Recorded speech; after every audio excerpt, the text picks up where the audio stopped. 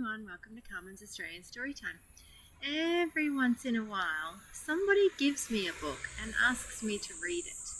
And this is one of my special friends. Eli gave me this book. He's had this book for quite a while, and someone important to him gave it to him, and they wrote in the front of it, but that's for him to read, not me.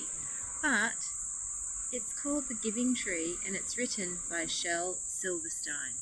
Hope I said that name right. And that's the author there, Shel. And if I use my visual clues, it looks like this could be an apple tree. Let's see what this story is about. There is a blurb. The Giving Tree. Oh, you can't see it. I'll read it to you.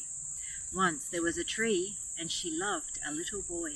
So begins a story of unforgettable perception, beautifully written and illustrated by the gifted and versatile Shel Silverstein.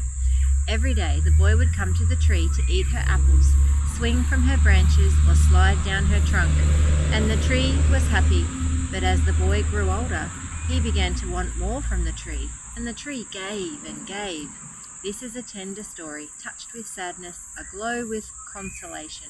Shel Silverstein has created a moving parable for readers of all ages, of the gift of giving and a serene acceptance of another's capacity to love in return. So when my friend Eli gave me this book, I had a bit of a problem, because anybody who knows me knows that trees are the most amazing creation that I can think of. I love them. And so I had to stop and think, what was my favourite tree and where was I going to read? So I like the pine trees because they whisper in the wind, and I like gum trees and eucalypt trees, but frangipanis are also amazing because of the flowers on them. So I have a lot of trees. Eli made this really hard, but I'll show you in a minute where I ended up, because these are some of my favourite trees in Caloundra.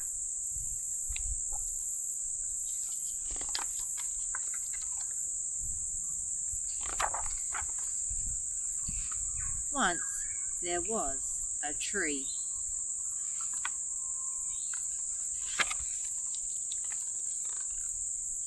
And she loved a little boy.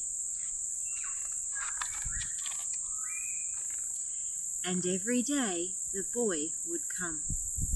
Sometimes simple illustrations are often the best. And he would gather her leaves. Sometimes I do that for craft at school. And make them into crowns and play king of the forest. Have you ever done that? He would climb up her trunk. I love this illustration. We can see his tiny feet and tiny hands.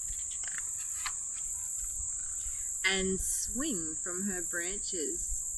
Do you see him? Only the feet. And eat apples.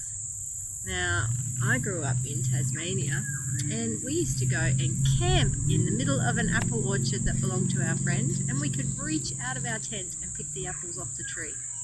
So I agree, it's nothing better than sitting in a tree eating apples. And they would play hide and go seek. The trees joining in too. And when he was tired, he would sleep in her shade. That's one of the reasons I've chosen this spot. And the boy loved the tree.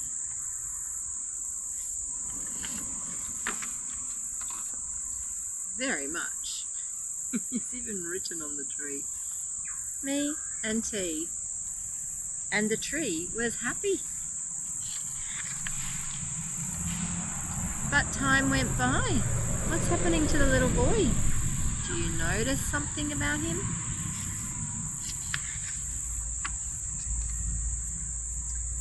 And the boy grew older. Oh, do you see what's happened there? Another love heart. Not in love with the tree anymore. I think he's in love with someone else. 2 sets of feet at the bottom of the tree. And the tree was often alone. Not playing around the tree anymore, is he? Got other things to do. Then one day the boy came to the tree, and the tree said, "Come, boy, and climb up my trunk and swing from my branches and eat apples and play in my shade and be happy." "I'm too big to climb and play," said the boy. "I want to buy things and have fun. I want some money. Can you give me some money?" "I'm sorry," said the tree, "but I have no money. I have only leaves and apples. Take my apples, boy, and sell them in the city. Then you'll have money and you will be happy." Does money make you happy? Maybe for a while. Good idea though, selling apples. And so the boy climbed up the tree and gathered her apples and carried them away. Oh, look at all those apples coming off the tree. And the tree was still happy.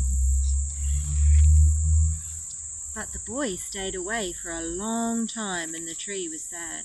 And then one day the boy came back and the tree shook with joy and she said, "Come, boy, climb up my trunk and swing from my branches and be happy." "I'm too busy to climb trees," said the boy. "I want a house to keep me warm," he said. "I want a wife and I want children, and so I need a house. Can you give me a house?" "The forest is my house, but you may cut off my branches and build a house. Then you will be happy." Very generous tree, very useful tree. And so the boy cut off her branches and carried them away to build his home. Oh dear. Look at all the branches he's cut. That tree is not looking very happy anymore. And the tree was happy. I don't know. But the tree's been giving and giving and giving, and the boy's been taking and taking and taking, hasn't he?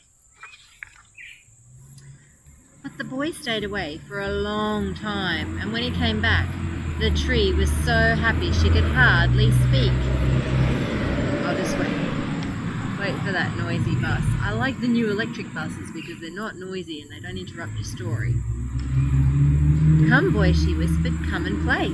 "I am too old and sad to play," said the boy. "I want a boat that will take me far away from here. Can you give me a boat?" "Cut down my trunk and make a boat," said the tree. "Then you can sail away and be happy." So he's grown into an old man now. And so the boy cut down her trunk and made a boat and sailed away. Oh dear. And the tree was happy, but not really. Would you be happy? No. That poor tree, it gave and gave and gave. And after a long time, the boy, now an old man, came back again. "I am sorry, boy," said the tree, "but I have nothing left to give you." "My apples are gone. My teeth are too weak for apples," said the boy. "My branches are gone," said the tree. "You cannot swing on them. I'm too old to swing on branches," said the boy. "My trunk is gone," said the tree. "You cannot climb." "I am too tired to climb," said the boy. "I am sorry," sighed the tree. "I wish I could give you something, but I have nothing left. I am just an old stump. I'm really sorry." "I don't need very much now," said the boy. "Just a quiet place to sit and rest. I am very tired." "Well," said the tree, straightening herself up as much as she could, "well, an old stump is good for sitting and resting. Come, boy, sit down and rest." And the boy did.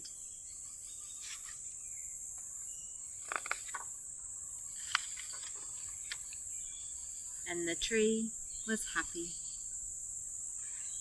And that's the end of the story. And the old man's probably sitting there thinking, what an amazing tree that was, that just kept giving and giving and giving his whole life. I wonder if you've got a tree that you know that's that old. I don't think I have a tree that's that old. I know I turn the trees into things sometimes, and I still have those things at home. Thank you for joining me on Carmen's Australian Storytime. I hope you enjoyed the giving tree as much as I did. And I hope that you got the hidden message in this story about giving to others and how giving will always make you happy in the end. Thank you for joining me. Don't forget to click and subscribe, and I'll talk to you again soon. Well, read to you again soon. Bye for now.